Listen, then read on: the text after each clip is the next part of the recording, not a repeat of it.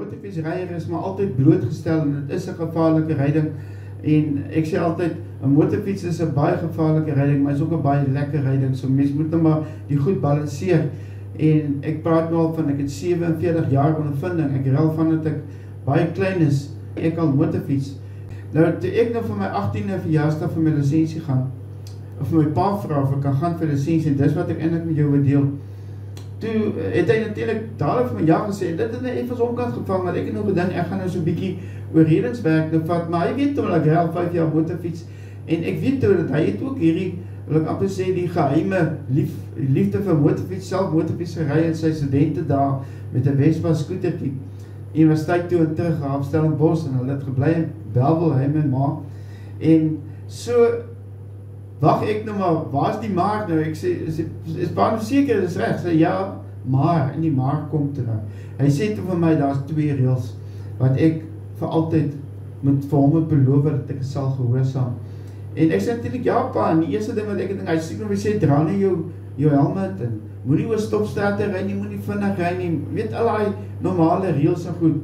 Hy sê toe vir my, en dis toe wat hy my totaal omkant, hy sê, reël nommer 1, almal ry voor jou in. En dit vang my so bietjie, en ek dink so daar sê ek, okay, dit maak sin, want jy moet as motorfietsryer aanvaar, almal gaan voor jou in ry. En dan die volgende, reël nommer 2, ek wacht nou vir die helmet, hy sê, niemand sien jou raak nie. En dit het ek ook deur die jare geondervind, mense sien nie die motorfietsryer raak nie. En, of hulle sien hom raak, maar asof hy nie eintlik deel van die verkeer is nie.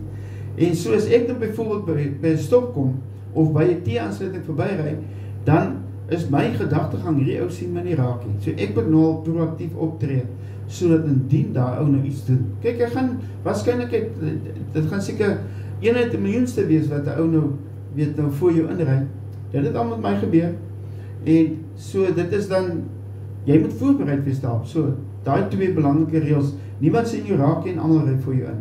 En so met die jare het ek 'n derde een bygevoeg. Ek dink as mense wat gesê het respek vir die pad, respek vir jouself, respek vir jou motorfiets en respek vir die padreëls, al die goed is baie belangrik. Maar ek het nog een bygevoeg vir my eie, en dit is dat 'n motorfiets is nie 'n speelding nie. So as jy te vinnig ry, dan speel jy. As jy die ding deur die draaier gooi, dan speel jy. As jy snaakse goed aanvang, wheelies en al die tipe van goed, dan speel jy met die motorfiets. En dit is nie eintlik waarvoor hy bedoel is nie. Hy is bedoel om 'n lekker ryding te wees. En dis die 3 reëls wat ek in wil sê, met alles met respek natuurlik. Niemand sien jou raak nie, almal ry voor jou in, en 'n motorfiets is nie 'n speelding nie.